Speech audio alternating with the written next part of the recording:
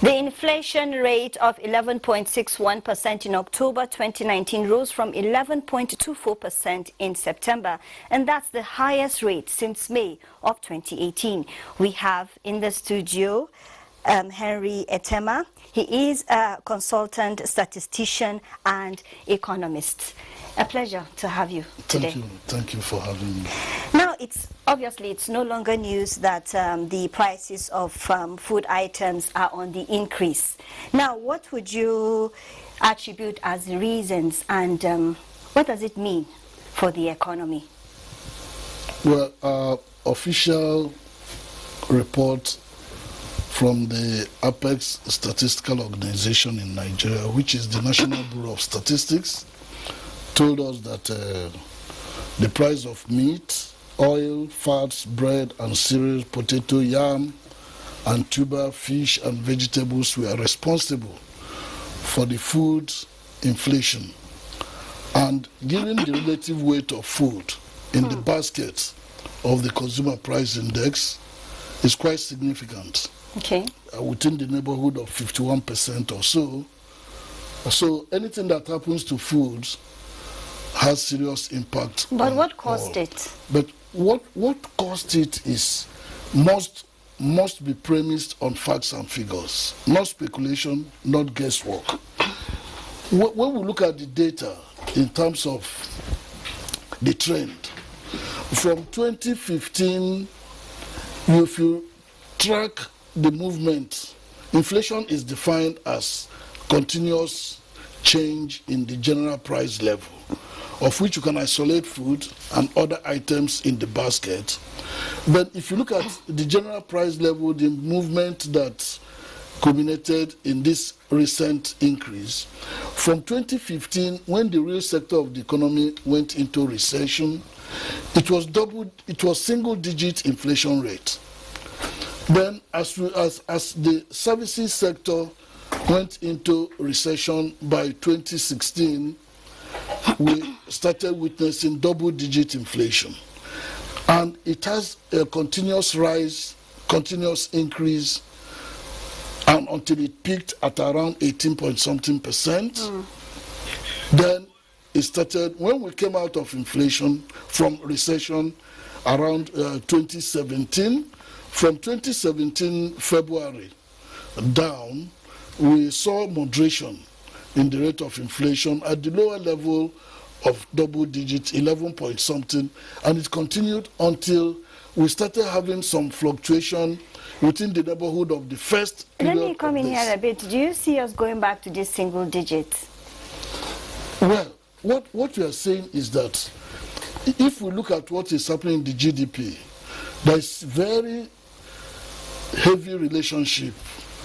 The coefficient of correlation between inflation and the gross domestic product is high. Okay. So if you look at the movement of the GDP and that of inflation and the relationship between these two, you can see what I was telling you, the story, how the GDP was going and inflation was behaving. Okay. I see us going back to single digits depending on what happens to the monetary policy and also the way the fiscal measures of government are managed. Okay, before we talk about the monetary policies, the festive periods are just around the corner and there's going to be a lot of buying and selling. Do you see the prices of food items going higher? You believe me that from December up, there'll be harvest in beans. Some of the cereals will be ready for harvest.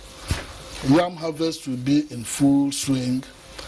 And again, I'm sure by then, government must have eased the issue of restrictions in non-documented inflow of merchandise across our borders and normalizing the coming in of these items.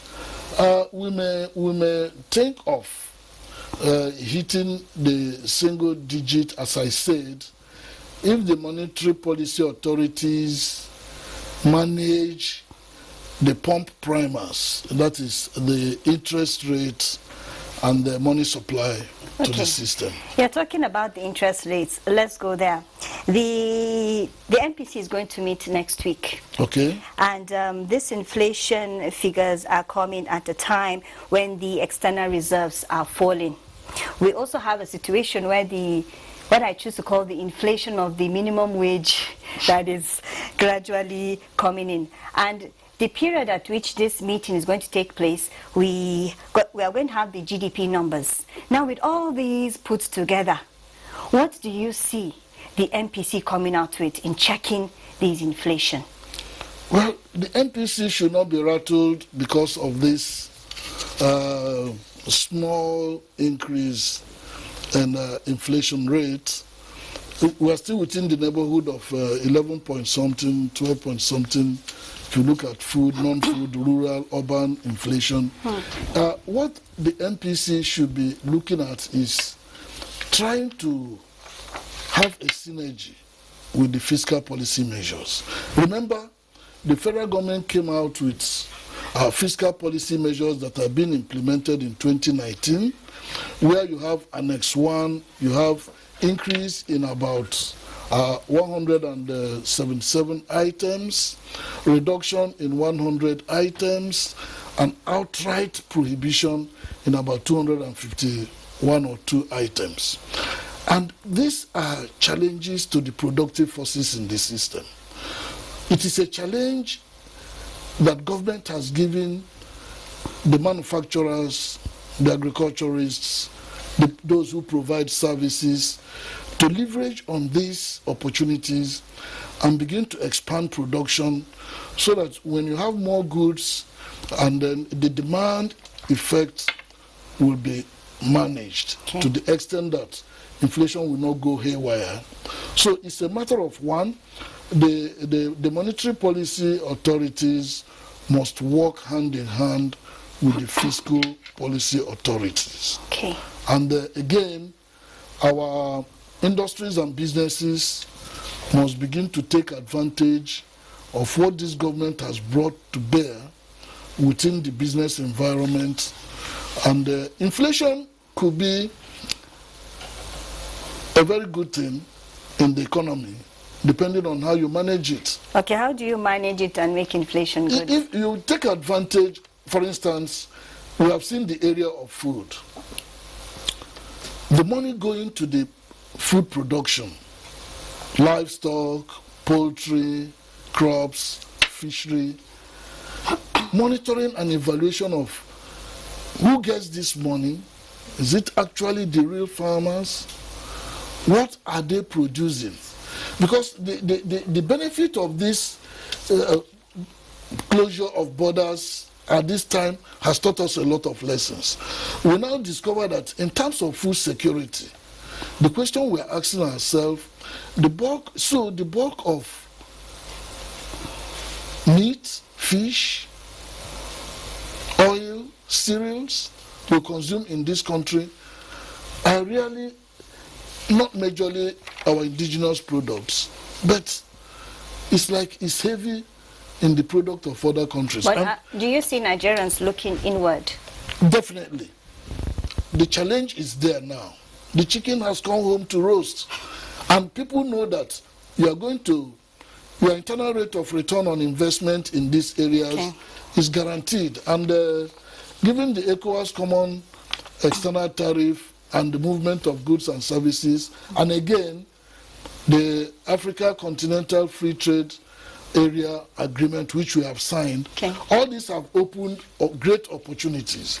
Nigeria being the largest economy, with one of the largest population within the continent, it should take advantage of the potentials, harness them appropriately, and given enabling environment that this government is creating, launch our capacities to the international market, and not only for Nigeria, but we have the capacity to go beyond the boundaries. Okay. Now, quickly in closing, do you see them tightening or loosening? 1 minute. They will neither tighten up much or loosen much, but I see them moderating.